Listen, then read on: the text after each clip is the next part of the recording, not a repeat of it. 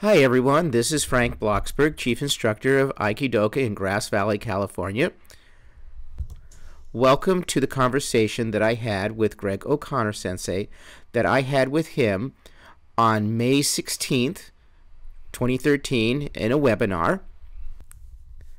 Had some interesting technical difficulties yet again. But we got the webinar going, and I started the recording not too long after we started talking. When I started the recording, I had asked Greg Sensei about his previous career as a graphic designer. If you guys don't know about this, well, he is an extremely skilled artist. So anyways, that's what he was talking about right when the recording starts. I hope you enjoy. And of course, please, if you're not signed up for Aiki Summer Retreat, please do. It will be an amazing, amazing time. Here's our conversation. And lettering, you had to bang it out pretty quickly and neatly and cleanly. And then I just moved on to doing all sorts of stuff. I just had a partnership with my old friend Lynn. We had Grin Graphics, G-R-Y-N, Grin, Greg and Lynn. Oh, and we would take on every kind of job. Geez, we just did everything. And this was just before computers, the old compositions, paste up and all that. But yeah, I did logo design like crazy. I did cartooning, just loved doing cartooning, brochure design. Did you work for any of the big dogs like Disney and all those types of places? Not really. It's funny. I actually went down to Disney maybe 1972 and considered moving there, and had an interview, and it was so odd that I brought down my portfolio and everything, and I was told that I'd either be mixing colors or drawing hands. I thought, well, what an odd combination. Either one of them are challenging, and drawing hands are really, that's really... That was going to be your job, just drawing hands? I didn't understand that. Yeah, so I certainly had samples of hand drawings and everything in my portfolio and all, but I just thought that's very curious. And in fact, I even applied for Henson Associates with the models and all that. But both, I just decided, nope, I can't move there. I didn't want to work in New York, and just let it all go. So the biggest names I worked for were actually clients of mine, were AT&T back then, and AT&T Long Lines.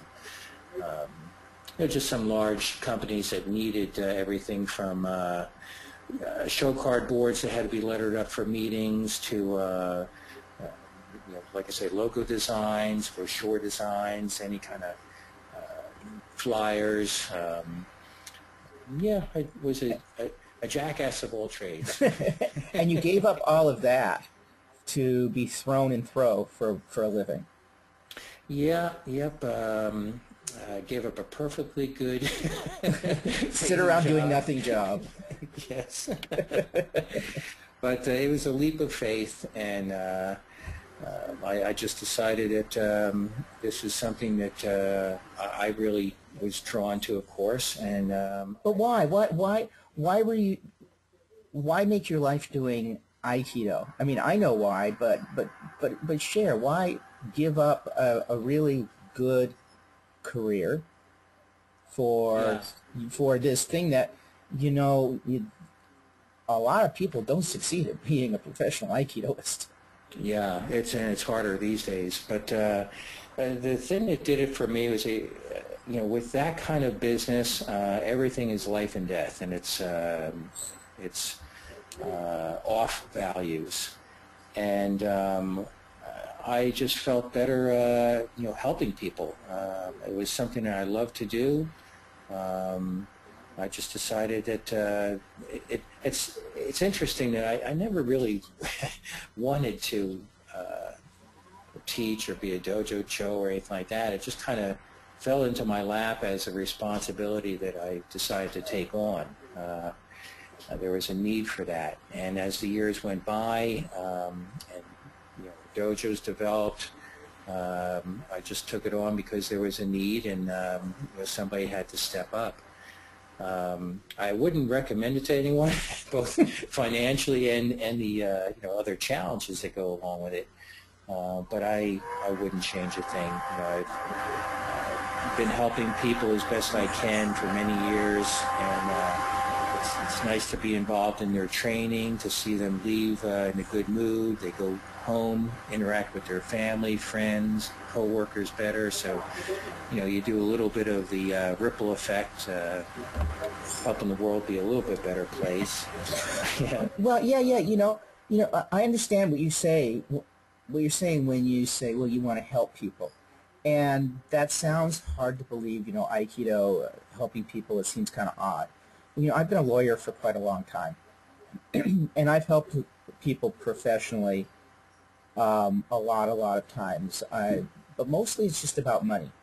And even if it's a lot of money, it's just money, and people aren't even that grateful that often. Sometimes they are. I'm not doing it for the gratefulness anyways. I make a living doing that.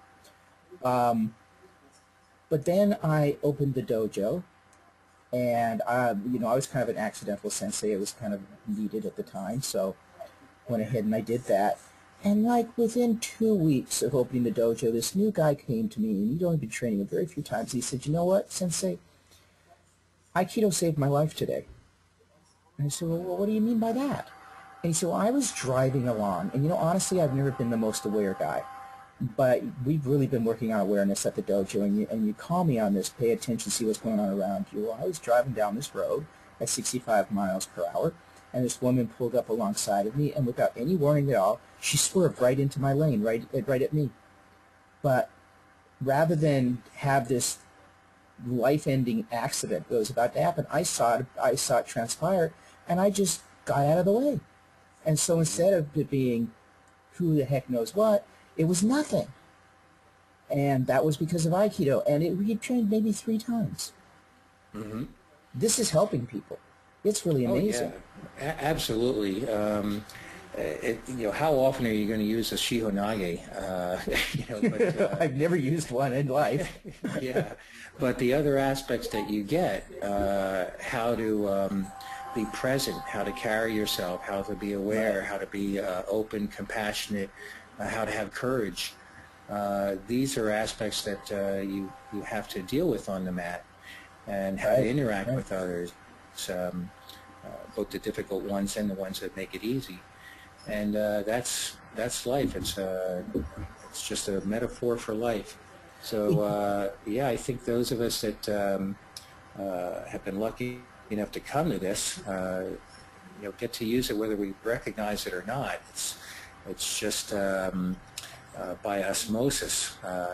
It winds up coming into our daily life and interaction, and our interaction with our own inner being. I think a lot more than we recognize, and if we could recognize it, maybe it would happen even more. Yeah, I think I pretty much recognize. I work at it. To be aware of I can't even think of the words. I'm a little lost here.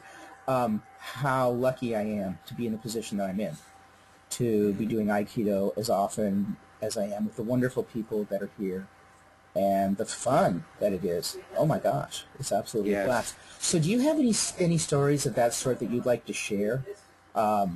That people have come and told you that they've experienced, or personal experiences? Well, one that comes to mind, we had an elderly woman join years ago, and she was pretty racked with arthritis, she said, and very frail. And her big challenge was to do rolls, by the way. And she would give a ki when she would go into her role, and she wound up doing beautiful rolls, and she attributed the practice to alleviating her arthritis. Well, this person was coming out someplace. She actually had some flowers with her, and she was approached by someone that she felt was about to mug her, and she just turned and smiled, and she maintained herself. And I forget exactly what she said to him and everything, but she even offered him some of the flowers that he could take home. Oh, wow. How Aiki. Yeah, and she attributed her maintaining herself and her confidence and her interaction to her Aikido training. So yeah, That's that was spectacular. Yeah, yeah. There's certainly over the years you hear a lot of things from police officers about the effectiveness of technique, but things like that are what Aikido is really about. Right, right. The terrible interaction that actually turned out to be a nice one. Yes, it's like Terry Dobson's "A kind word turneth away wrath." Yes. If the listeners are familiar with that, it was a story that was first published in Reader's Digest, I think, about 1968 or something, and now it's been translated into several hundred languages. I keep copies in the dojo for people, but Is this the train story? yes. Oh, it's absolutely. Onto the train, yeah. Right. For anyone that doesn't know it, Terry saw this and decided this was his moment to save the day. And as he was about to... Guy was drunk, yeah, misbehaving. Yes, obnoxious, looking for a fight. And, Right. So as he was heading towards Terry, and Terry was going to, take care of business, this older gentleman called out to the drunk and... hey, you've been drinking, and before you know it, you had the guy sitting there crying that he'd lost his wife and everything. So Terry saw, Aikido in action and realized he had a long way to go. Right. As Terry was leaving the train, he looked back and saw the drunk with his head on the lap of the old man, crying, Yes. and the old man was stroking his head, and yeah. How many of us would not take the opportunity to slam the drunk, as opposed to be kind? Yeah, I'll tell you about one instance I had. If I see something, I tend to run into harm's way. I don't see how people can't. If somebody's in trouble. Sure. But I had pulled up on the situation. I got into a large parking lot in my truck, and I saw this fight just starting to happen. Two guys got out of a car, and one rushed around from the driver's side and chest butted and started beating on the other guy. So I hop out. I get my cell phone out. I'm calling 911. And I get up on them, and I start yelling at them in a voice that's pretty commanding. Right. And pulling them apart while I'm on the phone with 911, and it was a really vicious fight, and I'm wondering if any of them are going to turn on me. I'm looking around, seeing what's going on. By the way, you're a professional. Do not try this at home. Yes, and certainly it's in my mind that gee, these guys are really going at it. They're biting and everything, and with what I could do, I could have ended this pretty quickly. I know how to knock them both out, but somebody's watching this in this big parking lot, videotaping or whatever, they're going to say, that guy there just knocked those two guys out. Right. So I had to handle it being very present, and I kept changing my voice from being very commanding to all of a sudden saying, so how do you guys know each other? Oh. And I'd shake them up. And bottom line is, by the end, the police were on their way, and these guys were still trying to get at each other. I got them on either side of the trunk of their car, so I'm in the middle, so they had to come by me or jump over the trunk to get at each other. And I told them, look, and they were fighting over a cell phone. Cousins. Oh, good. Yeah, so I said, I can't believe it. You guys are about to kill each other over a cell phone. And now the police are coming, and if you continue to fight, when the police get here, you're both going to jail. So why don't you just go ahead and make up, shake hands. Police come up, they see you've made friends, and shaking hands is going to go well for you. If not, you're going to go to jail. Right. So what happened? They reached across the trunk, shook hands, and the whole thing dissipated, and they were mournful afterwards, when the police showed up, and I went on my way after I gave my statement. Wow. Oh, by the way, I got the one guy in Kodagaish while I got the cell phone in the other hand, and the guy's looking at his hand like, what the hell, what the hell? But unfortunately, it gave the other guy a chance to come in and, wail away at the guy I had. So. I know. Anyway, I didn't get hurt, and isn't that what matters? Well, at least I kept them from killing each other. It was really a severe situation. Wow. I had one that wasn't quite like that. My wife and I were leaving a theater in our very nice town, and we walked across the little road. We don't even have a jaywalking ordinance in our town. In fact, our chief of police used to always crow about how we don't have a jaywalking ordinance, and he used to jaywalk constantly because, well, you could do it.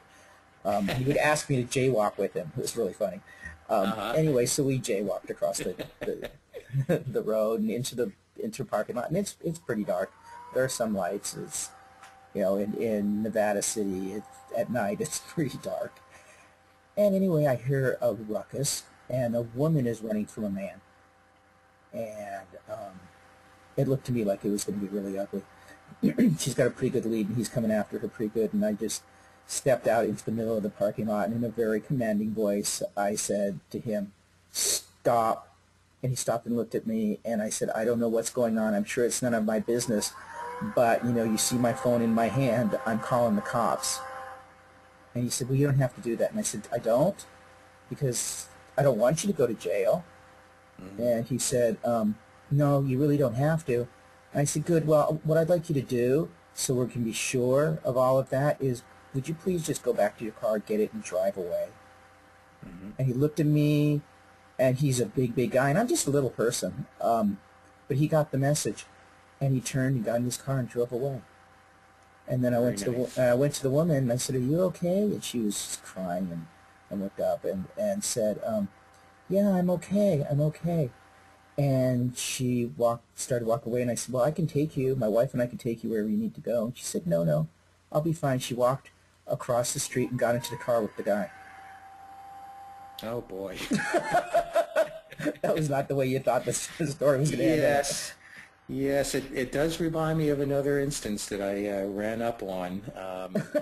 I won't get into it, though, because I want to move the conversation to what kind of fun we're going to have with the Aikido retreat. Hey, there's a good one. So you have done quite a number of camps in your years of Aikido, sure? Yeah. And, 2-week-long camps, as I recall you saying. So right. Why should people go to an Aikido camp? Why should grown-ups go to camp?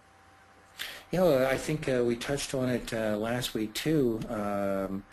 Michael might have brought it up, or maybe it was Craig Fife Sensei, but this is one of the rare opportunities in a year when we have to get together.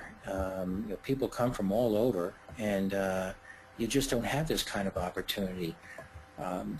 There's a lot of seminars, weekend seminars, and that's nice. They're kind of whirlwind weekends.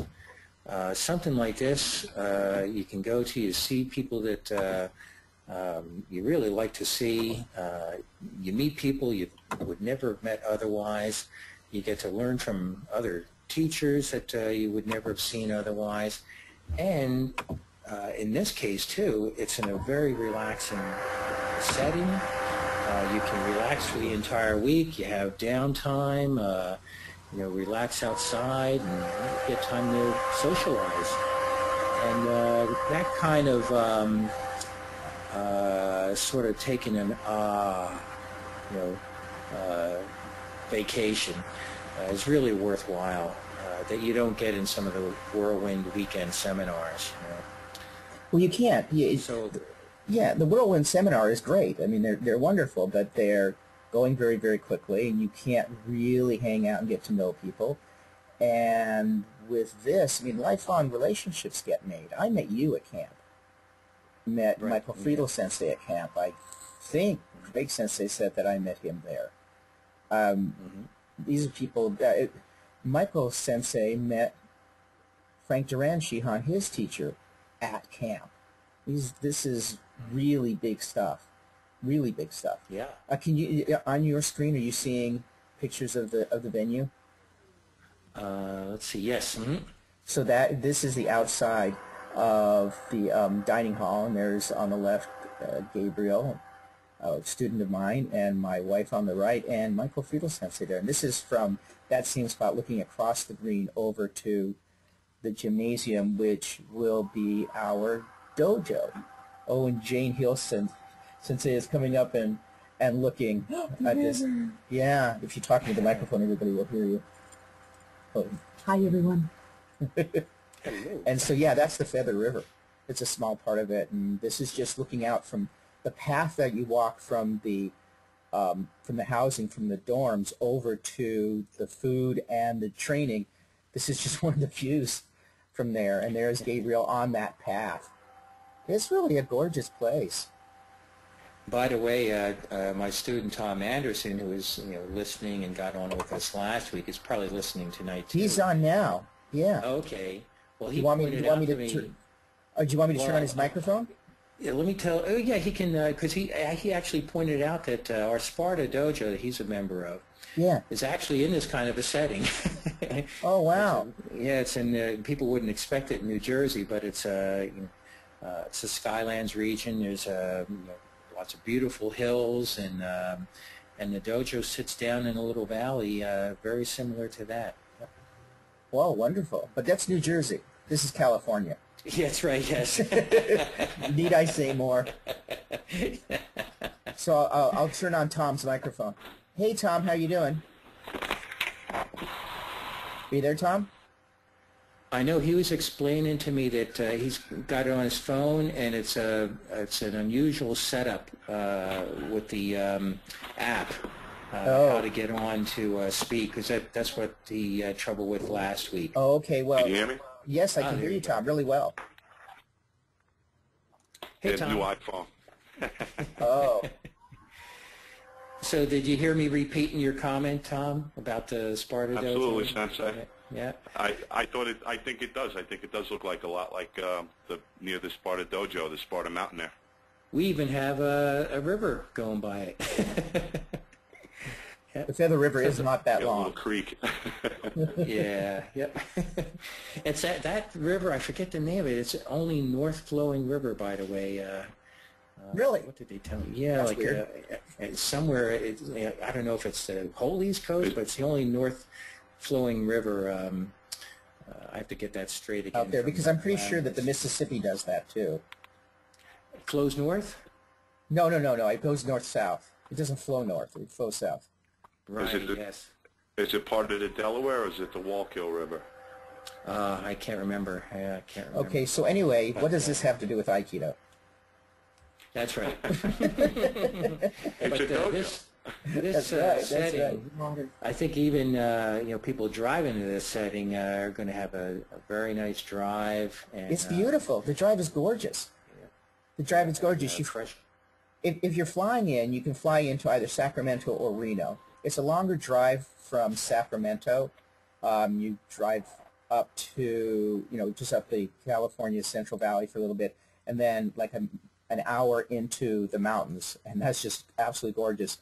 Or from Reno, you're already in the mountains, and then just down, it's like an hour and a half, maybe 2 hours max, down to Quincy. Mm-hmm. So it's easy to get to, and the whole drive is just spectacular. Absolutely lovely. And the roads are good, too. I'm actually going to go into San Francisco, and Francis Takahashi Sensei is going to pick me up there, and and we'll do the enjoyable 4-hour drive out to the camp. So I'm looking forward to that. Oh, well, I hadn't had it confirmed that Francis Sensei is attending. That's wonderful. He's a great guy. Oh yeah, yep.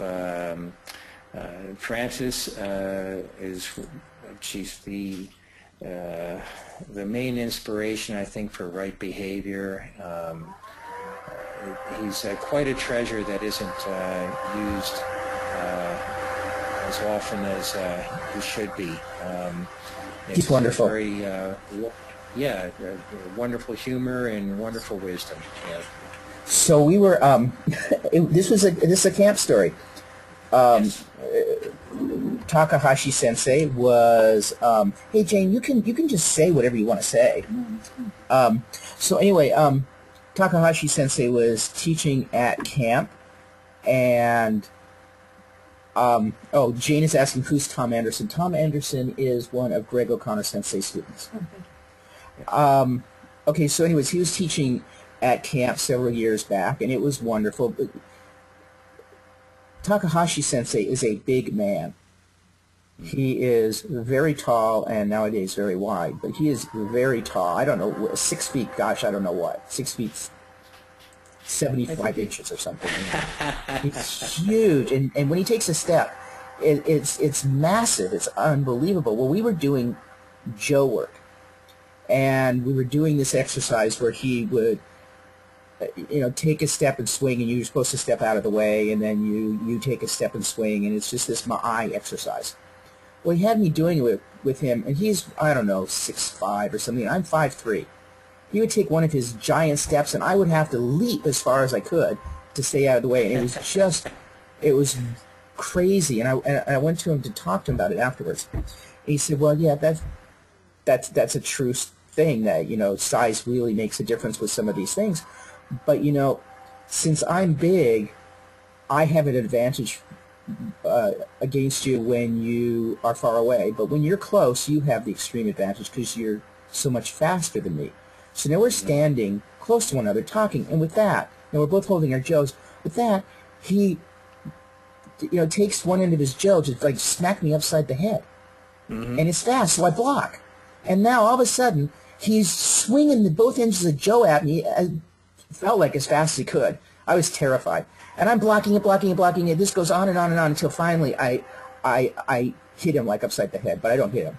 And he says, look, I'm dead. You won. See, it's so close, you got the advantage. And then he does it again. And then, I'm just flailing away to save my life. He got my finger really well, and then I got him somewhere private. And it was over. It was over again. So it was quite wild and woolly and an awful lot of fun. I learned some important stuff. He's such a gracious gentleman.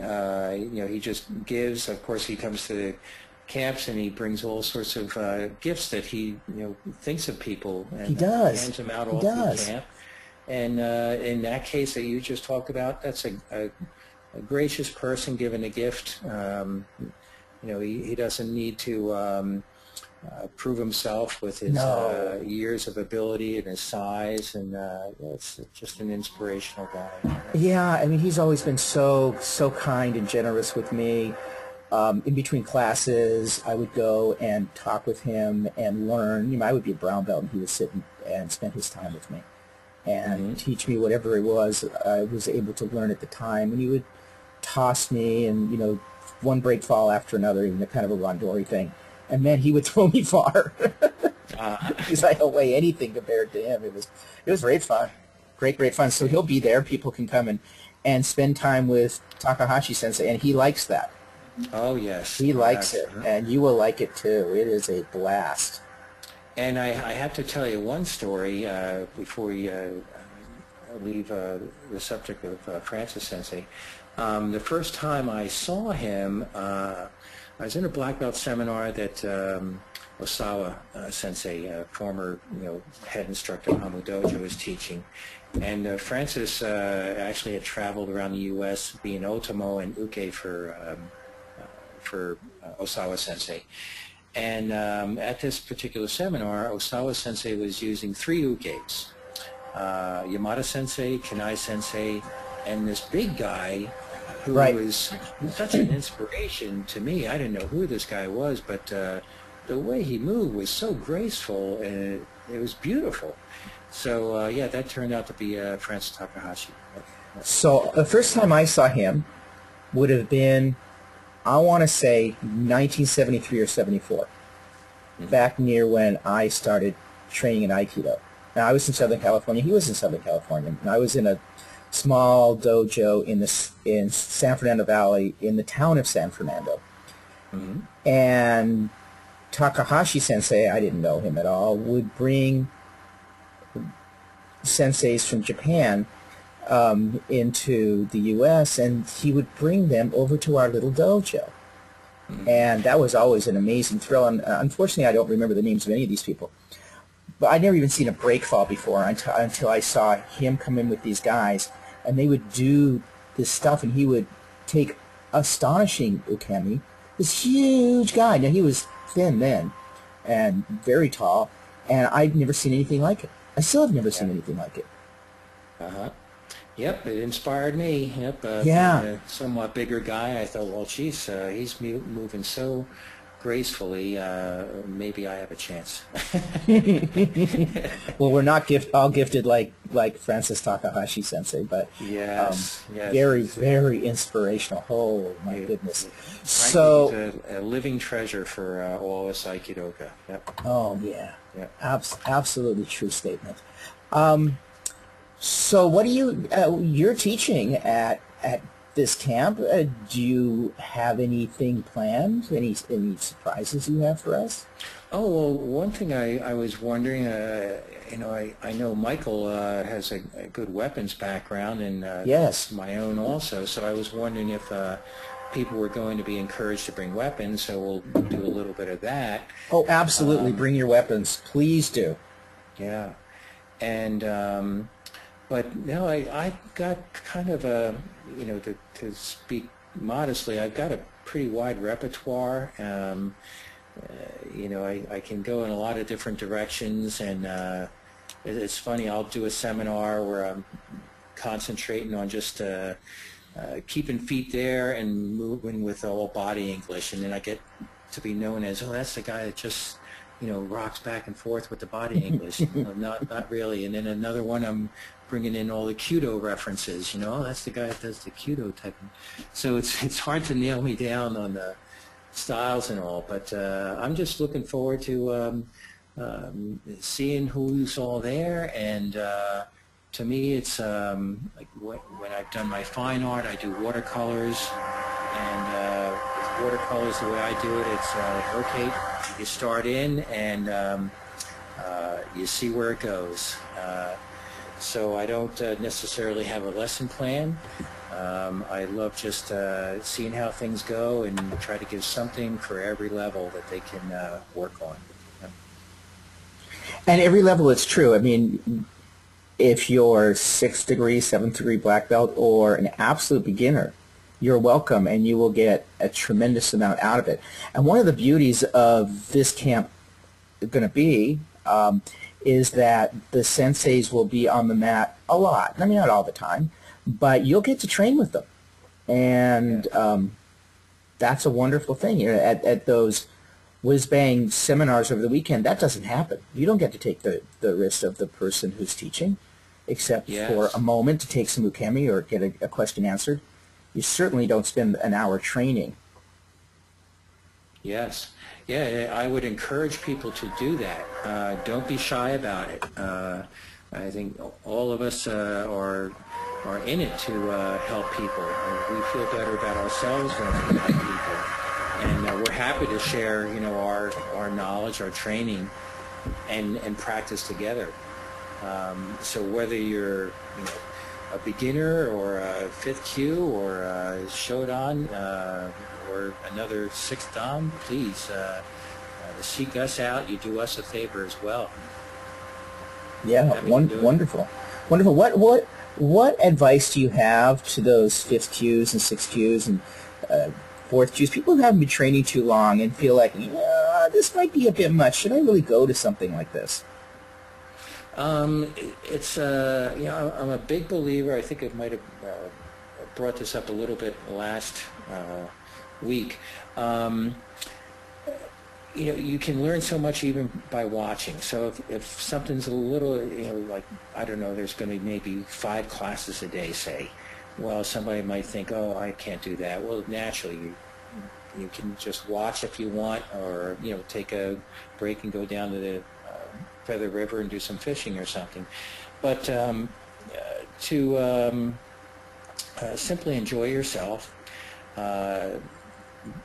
don't overdo it. Don't make it a miserable experience or something stressful.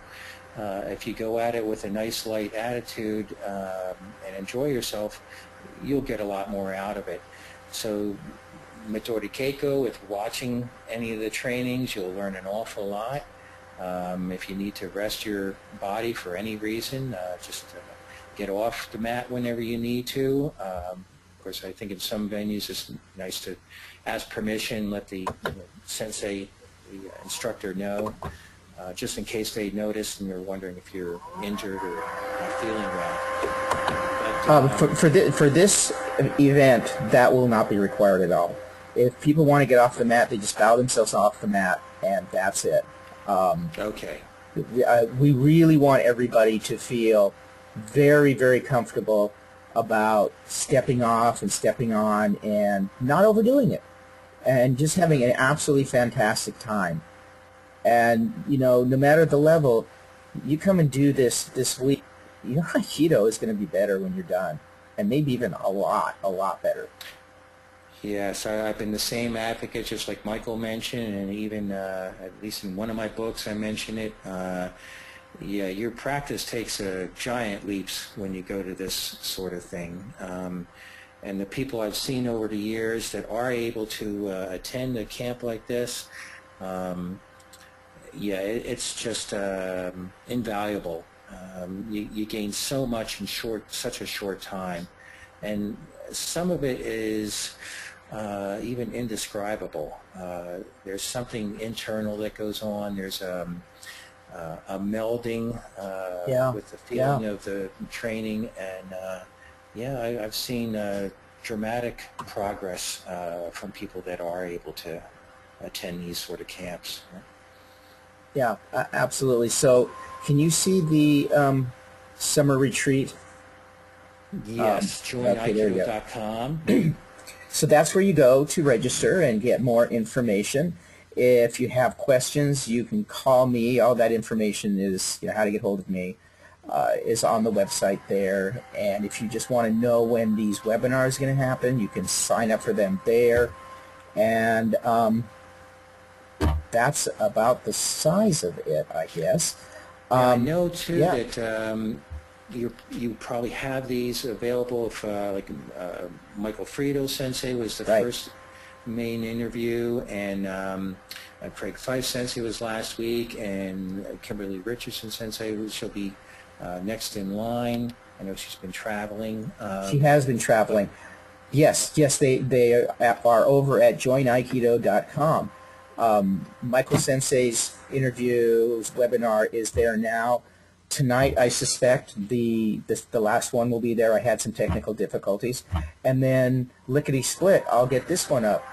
I of course forgot to turn on the recording right away, which I guess is not a problem because, well, you weren't here because I didn't send you the link. Oh, okay. Well, that's great. I can let people know in an email that they can go to joinaikido.com if they're interested in listening after the fact. Yes. Yes, absolutely. And everybody, please come in and train with us. Now, I see Jeremy Hale has been here all this time. It looks like Jeremy has a question. Hey. So Jeremy, Jeremy, Jeremy, what I'm going to do is I'm just going to turn on your microphone here. So Jeremy, you're on. Can you hear me, Jeremy? Hey, Jeremy. Jeremy. Jeremy. Oh, Jeremy says I have no audio. Oh no, so let me see what he's written here. Hang on, let me open it up. It says, "Thank you, Frank and Greg Sensei. I'm really looking forward to camp and getting to see and practice with you both, as well as a lot of old and new friends. This is the first time I've had the opportunity to experience Greg O'Connor Sensei more in depth. Yowza," he says. I usually have to pay good money for those kind of comments. Well, Jeremy's a cheap date. So, Jeremy's a great guy. He is, and of course, if he's there, then I assume the lovely Molly will be there as well. The truly extraordinary Molly Hale will be there, and I'm doing a webinar with Molly next week. Fantastic. Yeah, I don't remember right off the hand what day it is, but I'll be posting that and sending it out and all the rest of that stuff, and it'll be fun. Okay, and I'll be Yeah. sure to share that because that's they're two very special people, and anything Yeah. that they have to say and give to us, I really appreciate it. Yeah, these two folks, Jeremy Hale and Molly Hale, are real inspirations. I know that Francis Takahashi Sensei is an Aikido treasure. He's Aikido royalty. Well, these guys are Aikido treasures too, and Yes. Mhm. no, I'm not kidding about that. These are amazing folks. So listen in to Molly's webinar, and hopefully Jeremy will be able to speak. He says he can hear us, but he has no mic, and that's probably something that Molly did to quiet him down. Well, maybe Jeremy gets a mic in front of him. He wants to sing, I think. So, which is And Molly too. Yes, that's right. Yes. Yeah. They're absolutely wonderful folks. Yeah, I have so many friends, great folks who I've met at camp. I just cannot even begin to believe it. The people who are drawn to Aikido long term, who are really serious about Aikido, tend to be a real cut above the folks that I tend to meet in life. Not to knock the regular guy or anything like that, but this is kind of the cream of the social crop as far as I'm concerned, because they like what I like and they're just so nice. And this is where to find those amazing people. Yeah, I mean, I used to come out to the West Coast in my younger training days, and it was nice to reconnect and come back, I don't know, 6 or 7 years ago, something like that, and meet all these people I never knew. And I really treasure the chance to see them again, see their smiles, joke with them, train with them, and this is the only place I can do it because I don't see all these people at some of the other places I'm at. So, Right. Yeah, Jeremy says, thank you for all the kind and gracious words. That's okay, Jeremy. You deserve it, and I'll be accepting cash from you soon for that. Check is fine for me. All right. So I don't know if we have anything else important to say, or if we ever said anything important. But I guess, Jeremy says he's writing the checks now. Well, I hope that we can encourage people to give this camp a try. I think it's a very unique opportunity, and it's an experiment, Yeah, it is. out there. And I think it's a good experiment. So you just don't get this sort of thing, and I hope that people can take advantage of it. It's just a month away. It's still time to register, and I would say, I guess you can register even at the last minute, I would imagine. Well, not the very last minute, because we have to have all the rooms set up properly and know just what's going on. Okay. So As it's soon not as up to the last. possible Yeah. So well, we'll cut it as close as we can, because I don't want to say no to anybody who wants to show up. But please give us some time, because the logistics of it become just plain old brutal, and Yes. all these people showing up, and if they want to just sign up right there and then, that's pretty tough. Yeah. But consider who's going to be teaching. I mean, this is amazing. We've got you, Greg O'Connor Sensei, and Michael Friedel Sensei, and Craig Fife Sensei, and Kimberly Richardson Sensei, all 6 Dans, all extraordinary. And then on Thursday, teaching 2 classes will be Robert Nago Shihan. And on Friday, teaching 2 classes will be Frank Duran Shihan. My goodness, this is It's what a been camp. phenomenal. Yep, and I'm so glad that Duran Nato Sensei are going to be there with us, because they've been the mainstays of this camp, and it's very gracious of them to come and give us a hand with taking the reins, so to speak. Yes. Well, Sensei, thank you so very much for spending the time with me and with us. And with that, we will bid you adieu. I should say one quick thing. Oh, yes, then we won't. Not sure if I mentioned it in the beginning, but just in case, I saw in the blurb about the webinar that it was noted as I was chief instructor for Aikido schools in New Jersey. It's an understandable mistake. Oh, yeah. But it is Aikido centers in New Jersey. Indeed. I made you in charge of every Aikido school in all of New Jersey. And I'm sorry about that. I did change it elsewhere. Like on your thing here, let me see. Hang on, let's see see, Aikido Centers of New Jersey. I got it right. Great, yes. Yeah, so I'm sorry about that. Oh, that's okay. It's understandable and very common error, and look for a complete name change in the future. We've been talking about it. The whole organization, so. Well, I'm just wondering which was the better mistake on my part. Writing the name of your dojo wrong, or just not even inviting you to your webinar. like I sent you the link. I appreciate this very much. And, it's always a pleasure to talk to you. By the way, Frank, we always thank you, have a hard time stopping the conversation. So yeah, I appreciate all that you're doing with this, and you're doing a great job. And on behalf of all of us, thanks for all the work you're doing to pull this together. Deeply appreciate your kind words. Thank you. Oh, okay, all right. Thanks so much, everyone. Thanks, Frank, you. and have a good night, and we'll see you soon. See you soon. Alrighty, bye, everybody. Bye-bye.